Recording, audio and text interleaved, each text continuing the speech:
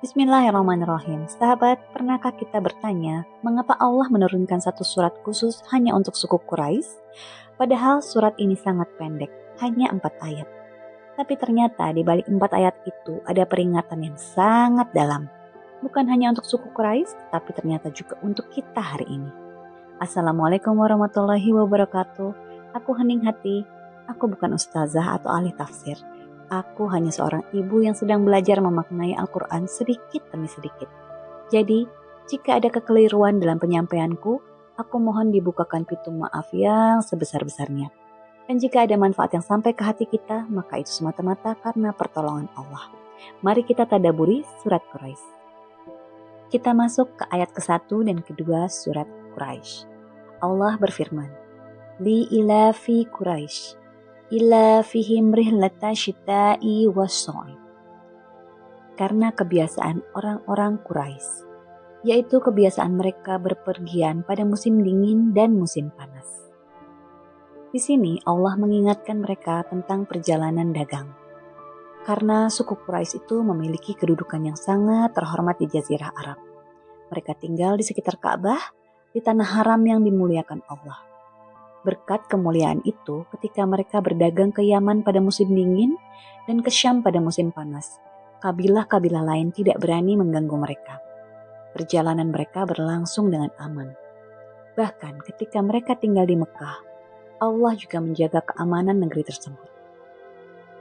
Di surat Al-Ankabut ayat 67, Allah berfirman, "Tidakkah mereka memperhatikan bahwa kami telah menjadikan negeri mereka tanah suci yang aman, padahal manusia di sekitarnya saling merampok."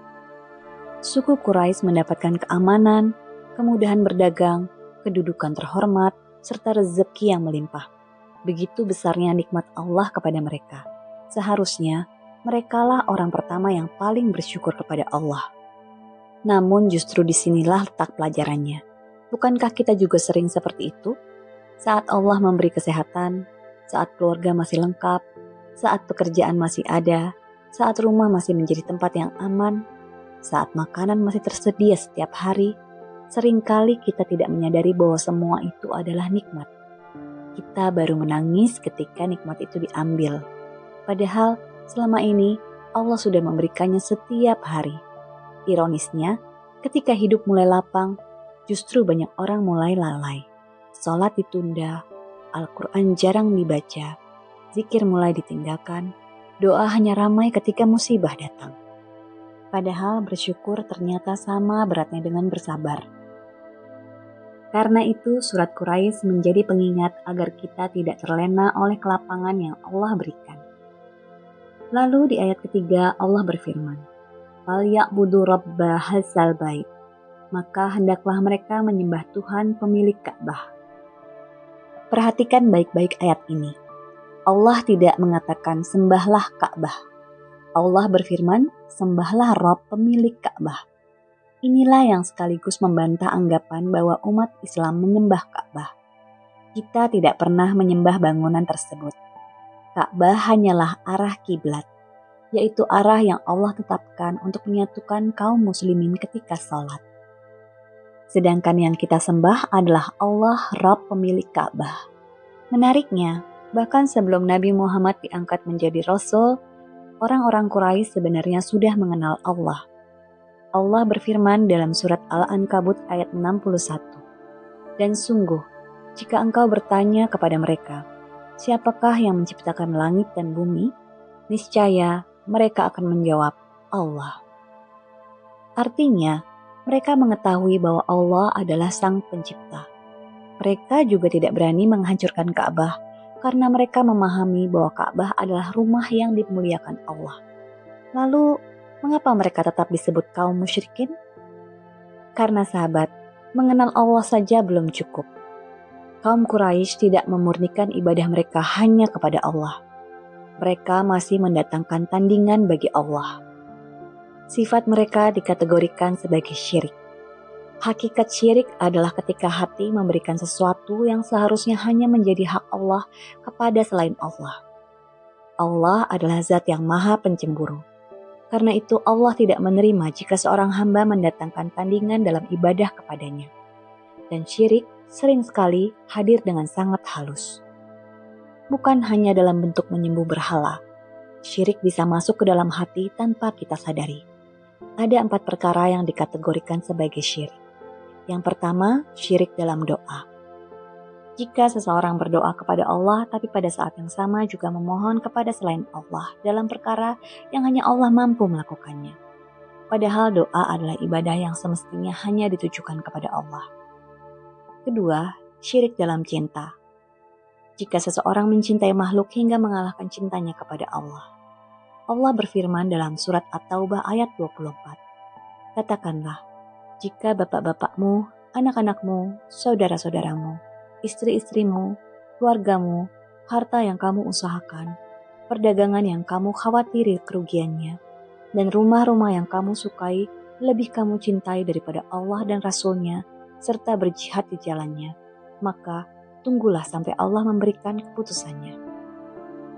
Ayat ini bukan berarti kita tidak boleh mencintai keluarga. Justru Islam mengajarkan kita untuk menyayangi pasangan, anak-anak, dan berbakti kepada orang tua. Yang Allah luruskan adalah urutan cinta. Jangan sampai kecintaan kepada manusia membuat kita lalai dari Allah atau rela bermaksiat demi mempertahankan sesuatu yang kita cintai. Rasulullah SAW bersabda, tidak sempurna iman salah seorang di antara kalian hingga Allah dan Rasul-Nya lebih ia cintai daripada selain keduanya. Semoga doa ini selalu menjadi doa kita.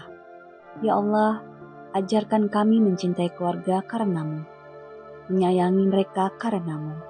Jangan sampai cinta kepada dunia atau kepada manusia membuat kami lalai darimu. Ketiga, syirik dalam ketaatan, yaitu ketika seseorang lebih memilih menaati sesuatu yang bertentangan dengan perintah Allah. Keempat, syirik dalam niat, yaitu ketika seseorang melakukan amal yang tampaknya untuk Allah, tetapi di dalam hati terselip niat ingin dipuji, ingin dihormati, atau mencari kedudukan di mata manusia. Inilah mengapa syirik menjadi dosa yang sangat besar, bahkan lebih besar daripada dosa zina, minum khamar, ataupun membunuh. Karena syirik merusak sesuatu yang paling berharga di dalam diri manusia, yaitu hati. Seseorang yang melakukan syirik belum tentu tampak sebagai orang yang jahat. Bisa saja ia dikenal ramah, dermawan, suka membantu orang lain. Namun, jika hatinya menduakan Allah, maka itulah dosa yang paling besar di sisi Allah. Karena itu, kita perlu terus memohon kepada Allah agar menjaga hati kita dari syirik, baik yang tampak maupun yang tersembunyi. Kemudian Allah menutup surat Quraisy dengan firman-Nya yaitu ayat keempat, Allazi at'amahum min ju'i wa amanahum min khauf, yang telah memberi makanan kepada mereka untuk menghilangkan rasa lapar dan mengamankan mereka dari ketakutan. Di sini Allah menyebut 2 nikmat terbesar yang sangat dibutuhkan setiap manusia. Nikmat makanan dan nikmat rasa aman. Coba renungkan. Apa arti harta yang melimpah jika hidup selalu diliputi ketakutan? Apa arti jabatan jika hati tidak pernah tenang? Apa arti rumah yang indah jika tidak ada makanan untuk keluarga? Makan dan rasa aman adalah nikmat yang sering kita anggap biasa. Padahal jutaan saudara kita di berbagai belahan dunia masih hidup dalam kelaparan, peperangan, dan rasa takut setiap hari. Karena itulah Allah mengingatkan suku Quraisy bahwa setelah diberi 2 nikmat besar tersebut, ada kewajiban yang harusnya mereka tunaikan, yaitu beribadah kepada Allah. Setiap nikmat selalu membawa tanggung jawab. Semakin besar nikmat yang Allah titipkan, semakin besar pula kewajiban kita untuk bersyukur dan menggunakannya dalam ketaatan. Di akhir surat ini ada satu pelajaran yang sangat menyentuh. Allah memberikan banyak keistimewaan kepada suku Quraisy. Mereka dimuliakan karena tinggal di sekitar Ka'bah. Mereka diberikan keamanan, dimudahkan rezeki melalui perjalanan dagang ke Yaman pada musim dingin dan ke Syam pada musim panas. Bahkan mereka dihormati oleh suku-suku Arab karena tinggal di tanah haram. Namun, semua keistimewaan itu tidak menjadikan mereka otomatis mulia di sisi Allah. Justru karena besarnya nikmat itulah, Allah memerintahkan mereka agar hanya menyembah kepadanya. Ketika mereka tidak memurnikan ibadah hanya kepada Allah, keutamaan nasab mereka tidak lagi menjadi jaminan. Sebab yang Allah nilai bukanlah nasab atau keturunan, bukan pula kedudukan, bukan pula kehormatan sebuah suku. Yang Allah nilai adalah iman, takwa, dan amal masing-masing manusia. Sebagaimana firman Allah di surat Al-Hujurat ayat 13, sesungguhnya yang paling mulia di antara kamu di sisi Allah ialah orang yang paling bertakwa. Dan Rasulullah dalam hadis riwayat Muslim juga bersabda, barang siapa yang diperlambat oleh amalnya, maka nasabnya tidak akan dapat mempercepatnya. Mungkin hari ini Allah belum memberi kita semua yang kita inginkan. Namun cobalah bertanya kepada diri sendiri, masih bisakah kita bernapas? Masih bisakah kita bersujud?